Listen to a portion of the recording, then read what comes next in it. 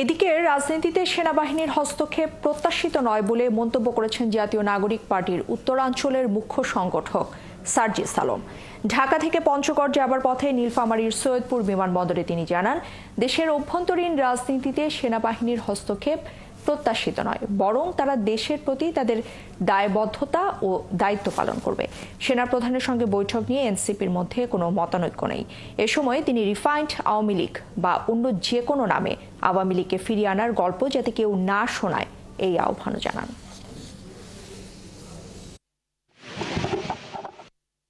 শুধু বাংলাদেশ সেনাবাহিনী না, এই বাংলাদেশে আর কেউ যেন আওয়ামী লীগের যে কোনো ভার্সনের গল্প না শোনায়, এক। এবং দ্বিতীয়ত হচ্ছে, আমরা আশা করব যে বাংলাদেশ সেনাবাহিনীর প্রতি আমাদের যে রেসপেক্টের জায়গাটা আছে সেটা প্রতিষ্ঠান হিসেবে তারা ধরে রাখবে।